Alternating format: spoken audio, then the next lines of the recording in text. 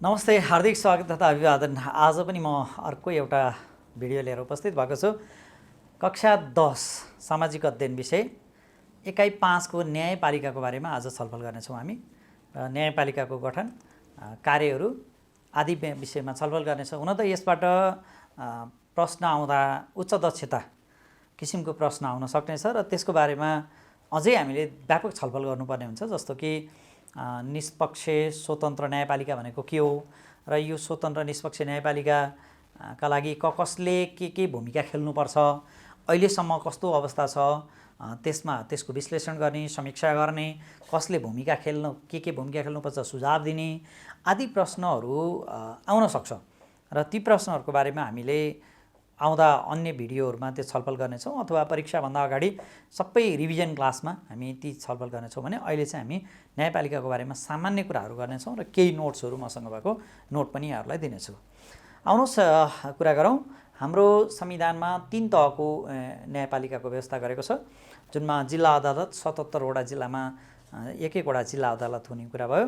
उच्च अदालत 7 वटा प्रदेशमा चाहिँ प्रत्येक प्रदेशमा चाहिँ एकवटा चाहिँ उच्च अदालत र सर्वोच्च अदालत केन्द्रमा अथवा काठमाडौँमा सर्वोच्च अदालत हुने भयो। सर्वोच्च अदालत सबैभन्दा माथिल्लो अदालत हुने भयो भने त्यस अन्तर्गत उच्च अदालत र जिल्ला अदालतहरूको पनि व्यवस्था गरेको छ।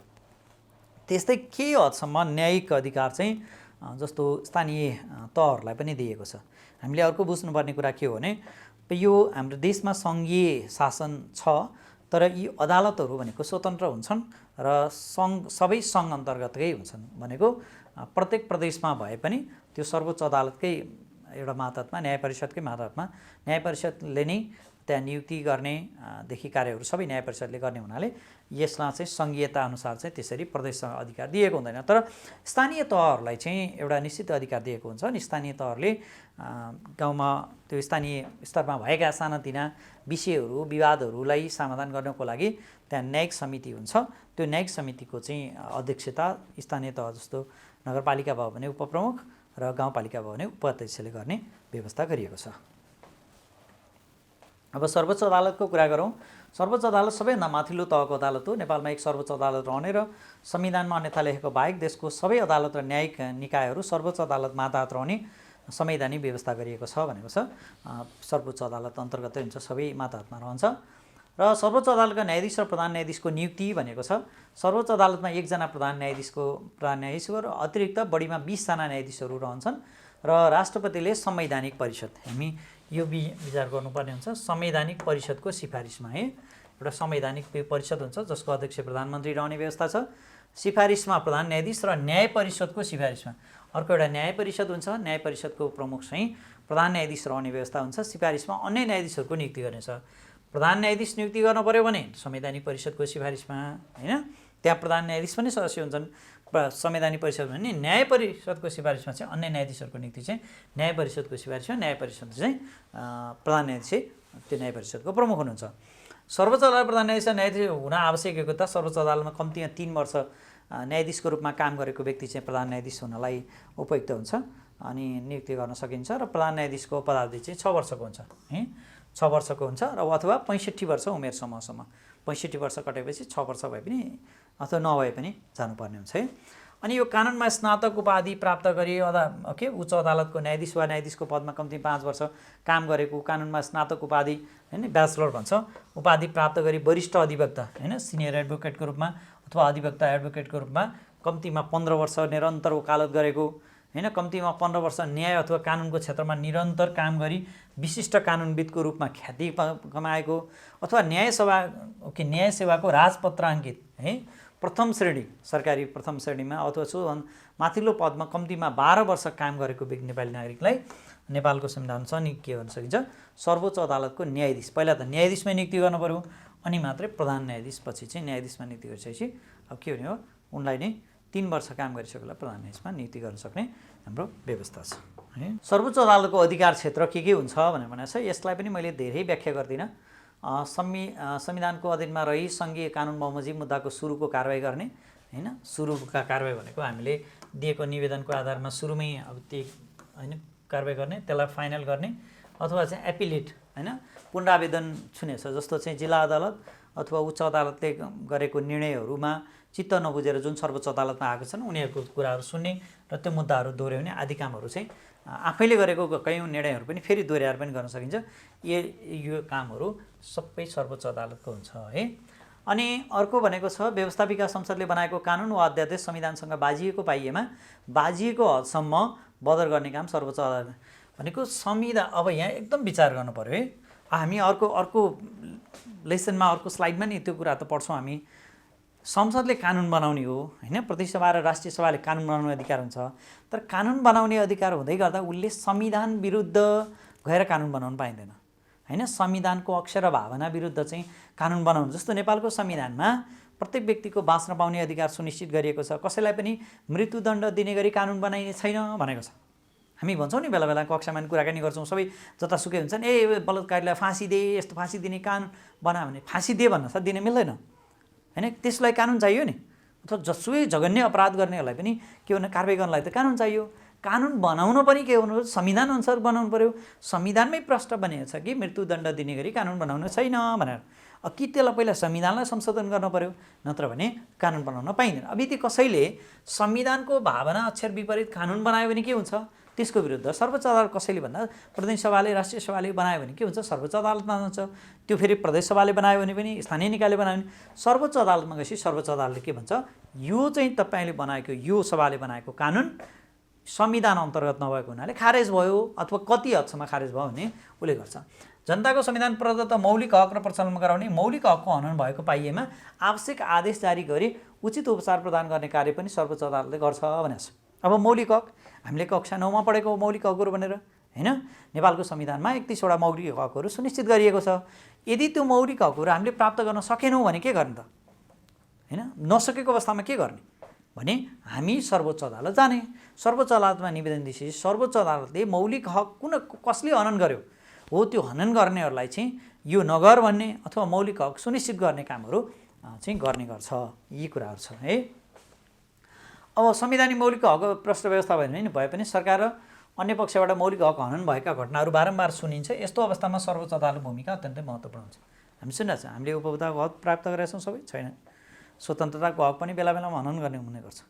बालबालिकाको हक, महिलाको हक होइन, अरू धेरैवटा त्यस्ता चाहिँ हाम्रा चाहिँ हक अधिकारहरू, शिक्षाकोदेखि लिएर अरू हक अधिकारहरू हामीले प्राप्त नगरिरहेको अवस्थामा हामी अदालतमा निवेदन दिन सक्छौँ। अदालत सार्वजनिक घर र सरकारको कुनै पनि विषयमा समावेश भएको कुनै पनि संवैधानिक कानुनी प्रश्नको निरूपणको लागि आवश्यक उपयुक्त आदेश जारी गर्ने, उचित उपचार प्रदान गर्ने र बिहा टुङ्गो लगाउने काम पनि असाधारण अधिकारभित्र पर्छ। अब देशमा हुने कयौँ घटनाक्रमहरू हुन्छन्, जुन घटनाक्रमहरू चाहिँ बारेमा चाहिँ अब यदि जनताले यो संविधान कानुन अनुसार छैन भनेर सर्वोच्च अदालतमा निवेदन दिएको अवस्थामा सर्वोच्च अदालतले के गर्छ, त्यो जारी गर्छ। अब यहाँ प्रधान न्यायाधीश वा सर्वोच्च अदालत न्यायाधीश पद रिक्त हुने अवस्था कस्तो हुने, निजले राष्ट्रपति समक्ष लिखित राजीनामा दिएमा स्वतः भइहाल्यो, राजीनामा दिएपछि त सिद्धिहाल्यो। त्यसपछि निजको उमेर 65 वर्ष पुरा भएन, हाम्रो तोकिएकै 65 वर्ष छ। 65 वर्षभन्दा बढी भएको व्यक्ति अब उमेर हदको कारण चाहिँ उहाँ रिटायर हुनु पर्यो। निज विरुद्ध धारा 101 बमोजिम महाभियोग प्रस्ताव पारित भएमा हो प्रधान न्यायाधीश र न्यायाधीशहरू है विरुद्ध चाहिँ महाअभियोग प्रस्ताव पारित भएको अवस्थामा पनि उहाँहरू पदमुक्त हुनुहुन्छ। अनि शारीरिक वा मानसिक अस्वस्थताका कारण सेवामा रही कार्य गर्न सम्पादन गर्न असमर्थ रहेको भनी प्रधान न्यायाधीशको हकमा संवैधानिक परिषद र सर्वोच्च अदालत अन्य न्यायाधीशको हकमा न्याय परिषदको सिफारिसमा राष्ट्रपतिले पदमुक्त हो। कहिलेकाहीँ यस्तो पनि हुनसक्छ, शारीरिक र मानसिक रूपमा चाहिँ कामै गर्न नसक्ने अवस्था आयो भने संवैधानिक परिषदको सिफारिसमा राष्ट्रपतिले प्रधान न्यायाधीश र अन्य न्यायाधीशको हकमा चाहिँ न्याय परिषदले सिफारिस गर्यो भने उहाँहरू निजले नैतिक पतनदेखि नै फौजदारी कसुरमा अदालतबाट सजाय पायो। अनि अर्को एउटा अनौठो लाग्छ, तपाईँहरूलाई एउटा भनौँ, कुनै एउटा न्यायाधीशले नराम्रो काम गर्यो, चोरी गर्यो, डकैती गर्यो, मान्छे मार्यो, बलात्कार केसमा कि न्यायाधीशसँग मुद्दा लाग्दैन? लाग्छ। न्यायाधीश पनि जेल जान्छ, मुद्दा लाग्छ। एउटा न्यायाधीशको विरुद्धमा भन्यो, अब के भन्यो, अर्को बेन्चमा अर्को न्यायाधीशको चाहिँ त्यो बेन्चमा चाहिँ के हुने भयो, छलफल, इजलासमा छलफल हुने भयो। छलफल भएपछि अब त्यसपछि त्यो मुद्दा चलेपछि यदि दोषी पायो भने न्यायाधीश पनि जेल जान सक्छ, जोसुकै जान्छ। देशमा कानुनभन्दा माथि कोही पनि छैन।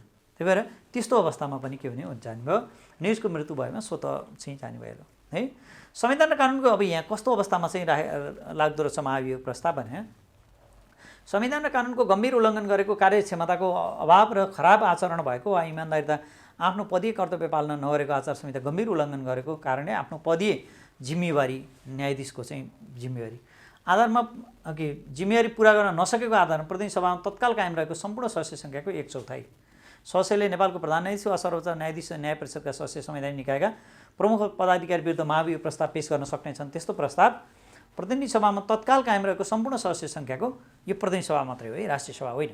राष्ट्रपति उपराष्ट्रपतिको लागि चाहिँ राष्ट्रिय सभा सहितको हुनु पर्यो र यो प्रधान न्यायाधीश न्यायाधीशहरूको सभालाई चाहिँ प्रतिनिधि सभा मात्रै हुन्छ। त्यस्तो अवस्थामा चाहिँ उहाँहरू पदमुक्त हुनेछन्, हाम्रो संविधानमा स्पष्ट लेखिएको कुरा।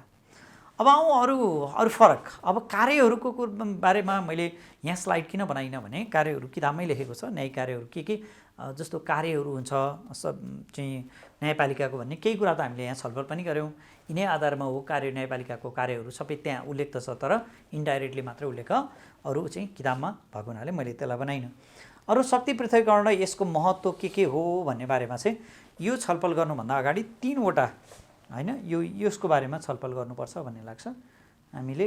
हामी चाहिँ न्यायपालिकाको बारेमा यो पछि यो शक्ति सन्तुलन र शक्ति पृथकीकरणको बारेमा किताबमा लेखेको छ र कार्यपालिका र न्यायपालिका बिचमा कसरी शक्ति सन्तुलन हुन्छ र न्यायपालिका र व्यवस्थापिकाको बिचमा पनि कसरी शक्ति सन्तुलन हुन्छ अथवा अन्तर सम्बन्ध के हुन्छ भन्ने बारेमा चाहिँ हामी छलफल गर्दैछौँ। शक्ति नियन्त्रण र सन्तुलन नेपालको संविधानअनुसार शक्ति सन्तुलनको प्रावधान के छ भनेर चाहिँ राज्यका 3 अङ्गहरू व्यवस्थापिका, कार्यपालिका र न्यायपालिकाले संविधानअनुसार मात्र शक्तिको प्रयोग अभ्यास गरिरहेको सुनिश्चित गर्नलाई शक्ति सन्तुलनको व्यवस्था गरिएको छ र यो शक्ति पृथकीकरणसँगै शक्ति नियन्त्रण र सन्तुलनको पनि व्यवस्था गरिएको छ। अब हामी अलिकति बुझौँ। शक्ति पृथकीकरण, पावर सेपरेसन भयो। शक्ति सन्तुलन भनेको चेक एन्ड ब्यालेन्स भयो। पावर सेपरेट त भयो, 3वटा अङ्गहरू, राज्यका 3वटा अङ्गहरू बिच त्यही शक्ति छुट्याइएको हुन्छ। ती अङ्गहरूले स्वतन्त्रतापूर्वक आफ्नो ढङ्गले संविधानअनुसार काम गर्ने कुराको सुनिश्चित गरेको हुन्छ। यो शक्ति पृथक गरियो भनेको व्यवस्थापिकाले कानुन बनाउँछ, कार्यपालिकाले कार्यान्वयन गर्छ र न्यायपालिकाले जसले संविधान कानुन उल्लङ्घन गर्छ उसलाई सजाय दिने काम गर्छ। भनेपछि के भयो, आफ्नो आफ्नो काम छुट्टा छुट्टै भयो। यो पृथकीकरण भयो। तर सँगसँगै व्यवस्थापिकाले कानुन बनाउने सवालमा संविधानको उल्लङ्घन गर्नु भएन। त्यस्तै गरेर कार्यपालिकाले कानुन कार्यान्वयन गर्ने सवालमा पनि सही तरिकाले कार्यान्वयन गर्नु पर्यो र न्यायपालिकाले यदि गलत तरिकाले कसैले कानुन कार्यान्वयन गरेको छ अथवा कानुन विरुद्ध गएको छ भने उसलाई सजाय दिनु पर्यो। सँगसँगै फेरि न्यायपालिकाका सदस्यहरूले पनि अथवा न्यायाधीशहरूले पनि यदि कानुन विरुद्ध गए, संविधान विरुद्ध गयो भने उनीहरूलाई पनि के भन्नु, सजायको भागीदार बनाउनु पर्यो। त्यसका लागि यी व्यवस्थाहरू गरिएको हुन्छ। सन्तुलन, व्यवस्थापिका र कार्यपालिका बिचको शक्ति सन्तुलन र अन्तर सम्बन्धन कस्तो हुन्छ ल हेर्नुहोस् है त। व्यवस्थापिका र कार्यपालिकाको बिचमा व्यवस्थापिकाले छलफलपछि पारित गरेको कानुन कार्यान्वयन गर्ने कसको जिम्मेवारी हो?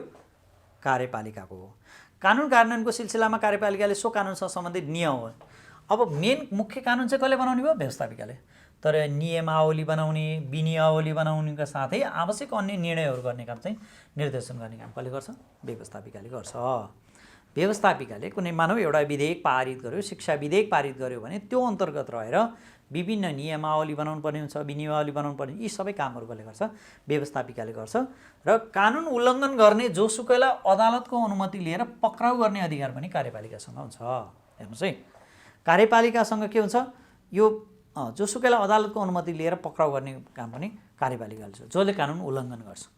तर अब आफू खुसी पक्राउ गर्न चाहिँ पाइँदैन, अदालतको अनुमति लिनुपर्ने प्रावधान छ। देशको प्रधानमन्त्री बन्न प्रतिनिधि सभाको सदस्य हुनुपर्छ। कहाँको? व्यवस्थापिकाको। अनि व्यवस्थापिकाको एउटा सदन प्रतिनिधि सभामा बहुमत भएको, समर्थन भएको व्यक्ति मात्र प्रधानमन्त्री बन्न सक्ने संवैधानिक प्रावधान छ। सम्बन्ध के रहेछ? प्रधानमन्त्री बनाउने काम पनि व्यवस्थापिकाले गर्दो रहेछ। कानुन बनाउने काम व्यवस्थापिकाले गर्यो, कार्यान्वयन गर्ने काम कार्यपालिकाले गर्यो र त्यो कार्यान्वयनको सिलसिलामा आवश्यक पर्ने नीतिहरू, नियमहरू, नियमावली बनाउने काम कसले गर्यो? कार्यपालिकाले गर्यो। कानुन उल्लङ्घन गर्नेलाई पक्राउ गर्ने काम कसले गर्यो? कार्यपालिकाले गर्यो, भनेको पुलिसले गर्यो। तर कसको अनुमति लिएर? अदालतको अनि न्यायपालिकाको अनुमति लिएर। यो दुईवटा सम्बन्ध। तेस्रोमा प्रधानमन्त्री तथा मन्त्रीहरू सामूहिक रूपमा सङ्घीय संसदप्रति उत्तरदायी हुन्छन्। उत्तरदायी हुन्छन् र व्यवस्थापिका संसदमा विभिन्न संसदहरू प्रधानमन्त्री मन्त्रीहरूलाई विभिन्न जनसरकारका राष्ट्रिय महत्त्वका विषयहरूमा ध्यानाकर्षण गर्ने निर्देशन दिने जवाफ माग्ने कामहरू न्यायपालिकाले त्यो कामहरू चाहिँ कसले गर्छ यो व्यवस्थापिकाले गर्छ भनेपछि व्यवस्थापिकाले कुनै न कुनै तरिकाले कार्यपालिकालाई एक प्रकारको के गरिरहेको हुन्छ नियन्त्रण जस्तो गरिरहेको हुन्छ कसरी जस्तो प्रधानमन्त्रीलाई हटाउन सक्ने अधिकार हुन्छ मन्त्रीहरूलाई प्रश्न सोध्ने अधिकार हुन्छ मन्त्रीहरूलाई ल यसको उत्तर देऊ भन्ने अधिकार भनेर निर्देशन दिन सक्छ व्यवस्थापिकाले हैन ध्यान आकर्षण गराउन सक्छ व्यवस्थापिकाका विभिन्न मैले अरूमा लेखा होला व्यवस्थापिकाका विभिन्न समितिहरूले चाहिँ के गर्न सक्छन् यो गर यो नगर भनेर निर्देशनहरू पनि दिन सक्छन् हैन कार्यपालिका प्रमुख प्रधानमन्त्री अविश्वासको प्रस्ताव मार्फत हटाउन सक्ने अधिकार व्यवस्थापिकालाई दिएको छ हैन व्यवस्थापिकालाई त्यो किसिमको अधिकार हुन्छ तत्काल कायम रहेसँगै बहुमत पारित गरेमा प्रधानमन्त्री पदमुक्त हुन्छन् कार्यपालिकाले तयार पारेको वार्षिक बजेट नीति तथा कार्यक्रम व्यवस्थापिकाले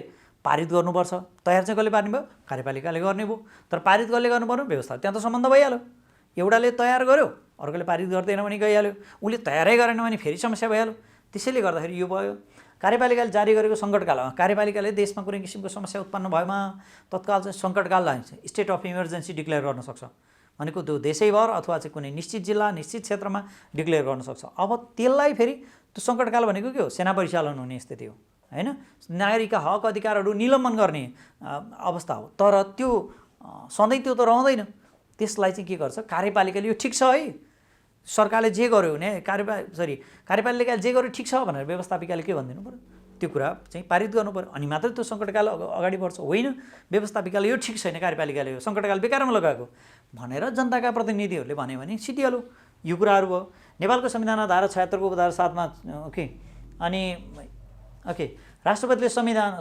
व्यवस्थापिकाको अधिवेशन आह्वान र अन्त्य गर्ने प्रावधान छ तर यो राष्ट्रपति कहिले गर्छ प्रधानमन्त्रीको सिफारिसमा नेपाल संविधान धारा 76 को धारा 7 मा 76 कै अन्य कुनै पनि धारा अनुसार सरकार बन्ने अवस्था नभएमा प्रधानमन्त्रीको सिफारिसमा राष्ट्रपतिले प्रतिनिधि सभा विघटन गर्ने व्यवस्था छ पहिलाको जस्तो एकदम प्रधानमन्त्रीसँग प्रतिनिधि सभा जति बेला पनि विघटन गर्ने अधिकार छैन नेपालको संविधान 2047 मा त्यो व्यवस्था थियो त्यो व्यवस्थालाई टेकेर हैन नेपालको जुन चाहिँ प्रतिनिधि सभा तत्कालीन प्रतिनिधि सभा विघटन गरियो 2051 मा मध्यावधि निर्वाचन भयो गिरिजाप्रसाद कोइरालाले बहुमतको सरकार हुँदै पनि प्रतिनिधि सभा विघटन गरेर मध्यावधि निर्वाचन गर्नुभयो त्यसै गरेर 2056 को बाट चाहिँ निर्वाचित भएको सरकारले पनि शेरबहादुर देउवाको सरकारले पनि प्रतिनिधि सभा विघटन गरेर निर्वाचन घोषणा गरेको थियो तर त्यो 2059 मा निर्वाचन हुन सकेन मङ्सिरमा घोषणा गरे 2059 मङ्सिरमा निर्वाचन हुन सकेन अब यो पहिला अधिकार थियो भने अहिलेको चाहिँ के छैन अहिलेको त्यो पुरै अधिकार चाहिँ दिएको छैन प्रधानमन्त्रीलाई तर यदि कुनै पनि तरिकाले सरकार बन्न सकेन भने चाहिँ प्रधानमन्त्रीले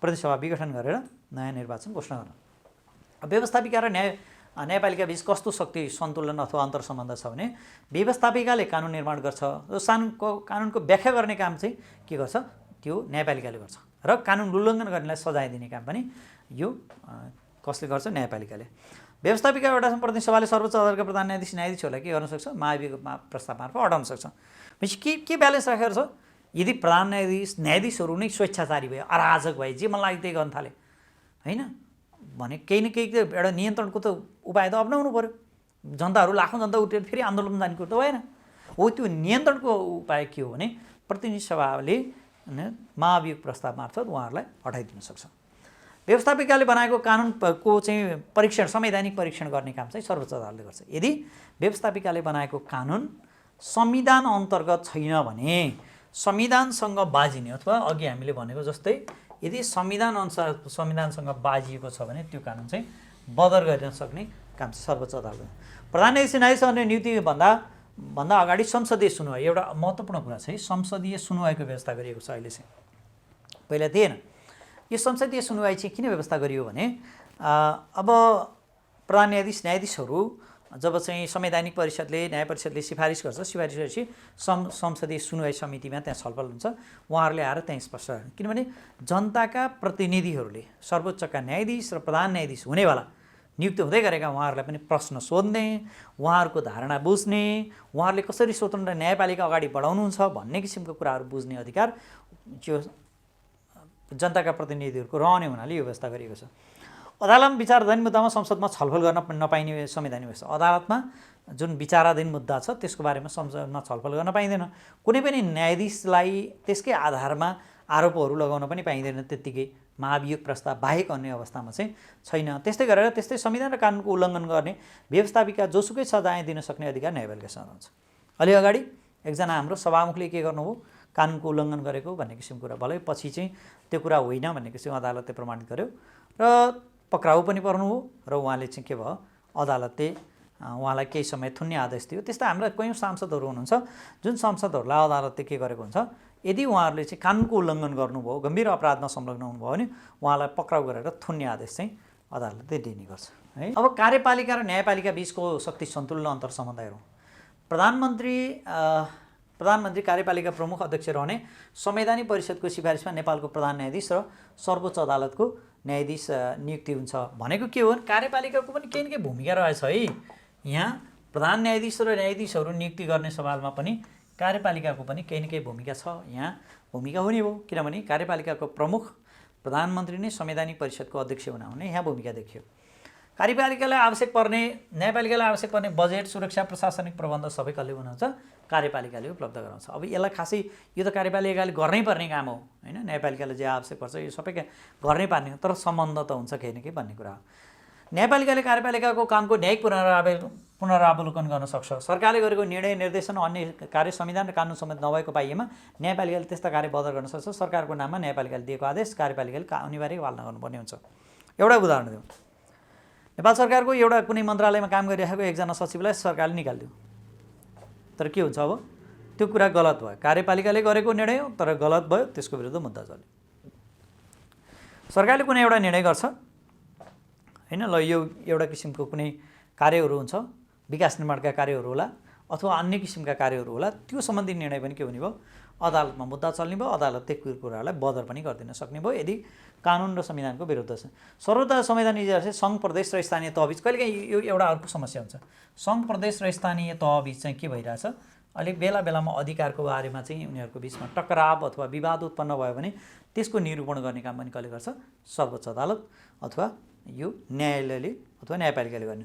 संविधान र कानुनको उल्लङ्घन गर्ने राष्ट्रपति, उपराष्ट्रपति, प्रधानमन्त्री, मन्त्रीहरू जोसुकैलाई पनि अथवा कार्यपालिकाका जोसुकै सदस्य, पुलिस होस् अथवा आर्मी होस्, जोसुकैलाई पनि कारबाही गर्ने, उनीहरूलाई सजाय दिन सक्ने, आदेश दिन सक्ने अधिकार कोसँग हुन्छ, सर्वोच्च अदालत अथवा न्यायपालिकासँग होइन, अरू अदालतसँग पनि हुन्छ, सर्वोच्च मात्र होइन, यो अधिकार हुन्छ। त्यसले गर्दा पनि के हुन्छ, यसरी शक्ति सन्तुलन कायम भएको हुन्छ। अब यहाँ यस्तो प्रश्नहरू आइदिन्छ है, नेपालको सन्दर्भमा शक्ति सन्तुलन नियन्त्रणमा व्यवस्थापिकाको अधिकार स्पष्ट पार्नुहोस् भनेछ।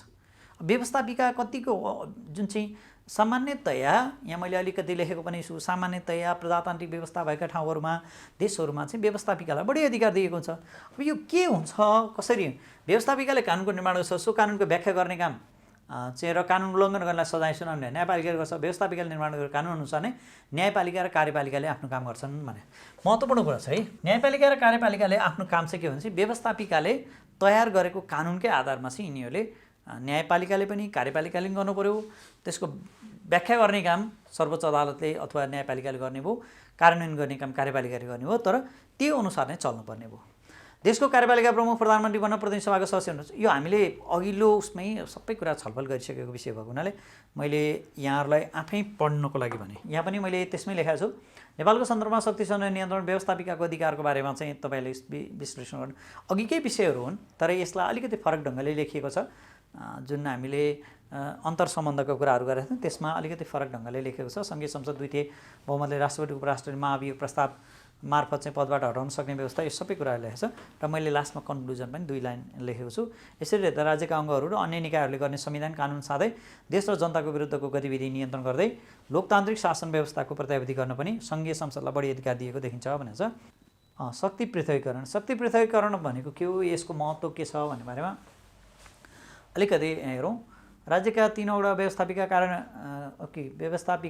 कार्यान्वयन गर्ने कार्यपालिका र कानुन व्याख्या गर्ने न्यायपालिकाको एक अर्काको हस्तक्षेप बिना, इन्टरफरेन्स भन्छ, हस्तक्षेप बिना चाहिँ एउटाले अर्कोलाई हस्तक्षेप नगरिकन होइन, हस्तक्षेप बिना आफ्नो अधिकार प्रयोग गर्न पाउने शक्ति पृथकीकरण हो, पावर सेपरेसन है हो। यो सिद्धान्त अनुसार राज्यका 3 अङ्गहरू स्वतन्त्र हुनुपर्छ। के यसको सिद्धान्त हेरौँ, राज्यका 3टा अङ्ग स्वतन्त्र हुनुपर्छ हो, एउटाले अर्कोलाई हस्तक्षेप गर्नु हुँदैन। हेरौँ, यो टोटल्ली इन्डिपेन्डेन्ट हुनु पर्यो रहेछ होइन, कसैले कसैलाई हस्तक्षेप इन्टरफेयर गर्नु हुँदैन। एउटै व्यक्ति एकभन्दा बढी अङ्गमा रहनु हुँदैन। फेरि अर्को कुरा, एउटै व्यक्ति एकभन्दा बढी अङ्गमा रहन्छ, सर्वोच्च अदालतको प्रधान न्यायाधीश अथवा चाहिँ त्यो न्यायाधीश यतापट्टि मन्त्री हुने कुरा पाइएन होइन। त्यसै गरेर प्रतिनिधि सभाको सभामुख उपसभामुखहरू मन्त्री हुने कुरा पाइएन। त्यसरी एउटा व्यक्ति एउटा अङ्गमा आउनुपर्छ। एकले अर्काको काम गर्नु हुँदैन भनेछ, एकले अर्कोको काम गर्नु हुँदैन। अब न्यायपालिकाले गर्ने काम न्यायपालिकाले गर्नु पऱ्यो, व्यवस्थापिकाले गरिदिन पाइएन। व्यवस्थापिकाले गर्ने काम व्यवस्थापिकाले गर्नु पऱ्यो, कार्यपालिका सरकारले गर्ने काम सरकारले गर्नु पऱ्यो। त्यो एउटाले अर्कोको काम गर्न पाइएन। व्यवस्थापिकाले न्यायपालिकाको काम गर्ने अनि कार्यपालिकाले पनि सबैको कामै गर्ने, पुलिसले मान्छे समात्न पायो। के हो, कार्यपालिकाभन्दा कानुनको सवालमा चाहिँ पक्राउ गर्ने हो, कानुन उल्लङ्घन गर्नलाई। तर उसलाई सजाय दिने अधिकार चाहिँ कोसँग हुन्छ? न्यायपालिकासँग मात्रै हुन्छ। अनि एक आपसमा मिल्नु हुँदैन। यहाँ मिल्ने भनेको यस्तो सकारात्मक तरिकाले मिल्ने कुरा ठिकै छ होइन, तर एक आपसमा मिलेर हरेक कुरा चाहिँ ल तिमी यसो गर म यसो गर्छु भनेर चाहिँ हुँदैन। जस्तो उदाहरणको लागि कुनै एकजना पढाइरहेकै शिक्षकलाई मानव प्रहरीले पक्राउ गरेर लिएर गयो होला। अब शिक्षकले पढाउँदै गर्दा कहिलेकाहीँ हामी सामाजिक अध्ययन पढाउने शिक्षकहरू बेला बेलामा राजनीतिक कुरा पनि गर्नुपर्छ। कतिपय राजनीतिक कुरा गर्दै गर्दा कति बेला मन नपर्न सक्छ, सरकारलाई पनि मन नपर्न सक्छ, सरकारको पनि हामीले कुराकानी गर्नुपर्ने हुन्छ यो सरकारले गरेका कामहरूको बारेमा नि, अनि मन नपर्न सक्छ, अनि हामीलाई पक्राउ गरेर लिएर। तर अदालतले के गर्छ?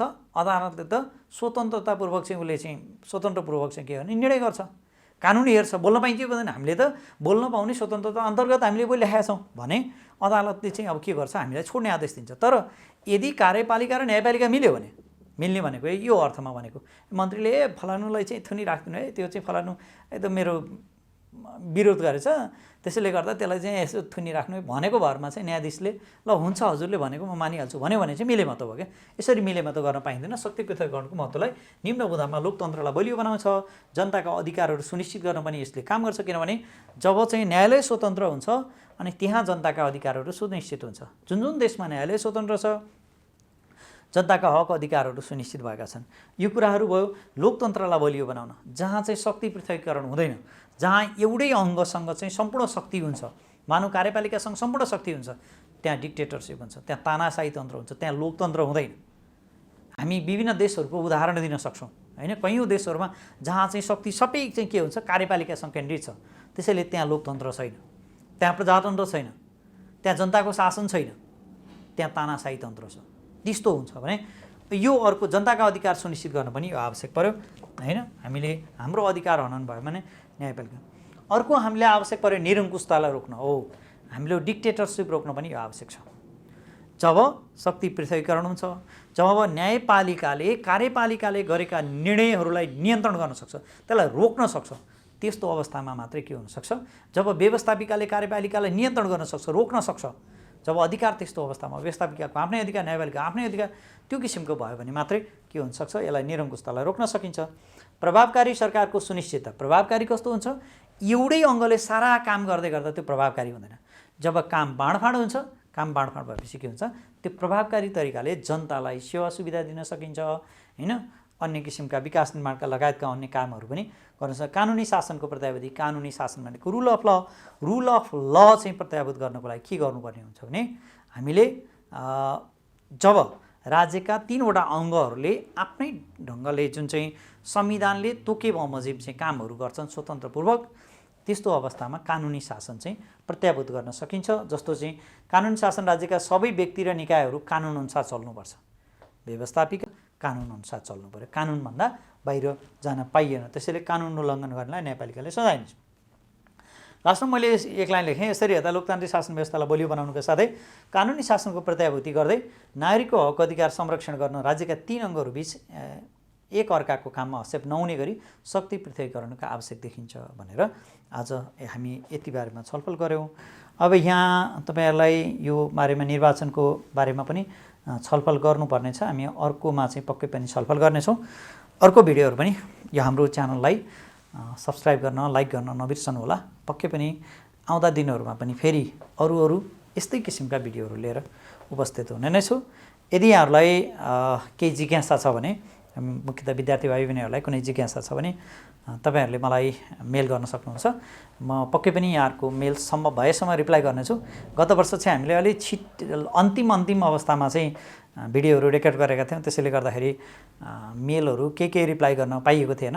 यसपालि पक्कै पनि हामीसँग प्रशस्त समय छ, म यहाँहरूको मेल पनि रिप्लाई गर्नेछु पक्कै पनि। यति भन्दै आजलाई यो कक्षा यति नै। धन्यवाद।